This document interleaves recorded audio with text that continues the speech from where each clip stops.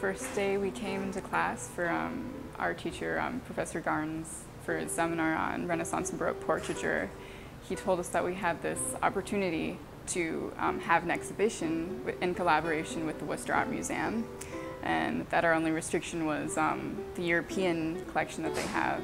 We're working with the museum to come up with an exhibition focusing on portraiture in general, and we've selected a set of images focusing on corsetry and then on like posture and posing. What students really are able to curate their own exhibition. Just being able to do this is a great opportunity, especially since 3 of the students in the class are art history majors, so they may consider going into something like this. Personally, I am interested in art conservation, so I was very excited to go into the art conservation lab. We really welcome a partnership like this because it's a real opportunity to work with our great holdings here at the Worcester Art Museum, and we are blessed with 50 centuries of art that can be looked at from many different perspectives.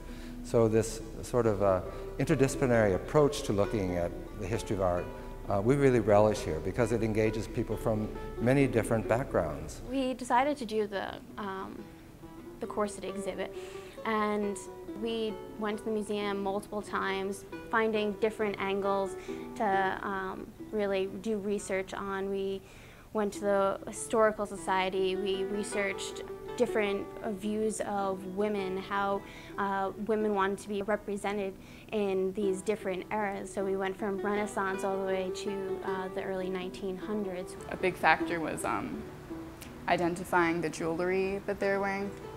Anything that had to do with presenting wealth was very important because I think that's the main objective. Looking appropriate, and according to the Renaissance idea of what appropriateness is. One of the great opportunities that came up in this project was a chance to learn a lot more about the local history of Worcester, and in particular the Royal Worcester Corset Factory, which was founded by David Hall Fanning in 1861.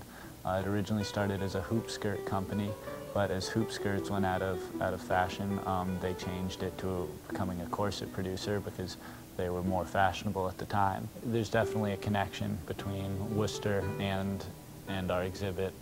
Worcester was the Royal Worcester Corset Factory is one of the largest exporters of corsets in the world. It was also one of the largest employers of female workers in the country. There was a lot of female sewers at the Royal Worcester Corset Factory. The corsets were hand cut under metal patterns by the women. And it was great to have the opportunity to work with the Worcester Historical Museum. They had lots of information, were very helpful, and it was interesting to see authentic corsets from the time because it was easier to put it into context and to really visualize such a binding style. I'm excited about their theme, Bound by Fashion. I can see how it could expand in many different directions.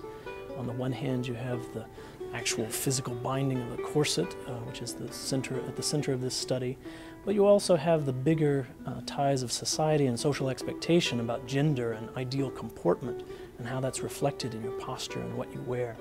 And even though as a man this show is all really chronicling European women's history, I can still relate to those central themes about the fact that we are born into a system of fashion, and we have to try to present our own identity within that. So here I sit before you with this tie cinched around my neck and this suit trying to look smart, and all of the social construct that's around that, and trying to make sense of me as an individual within that arena. It's a rich theme, and I think they're doing a great job bringing in contemporary voices to amplify what's expressed in the artwork.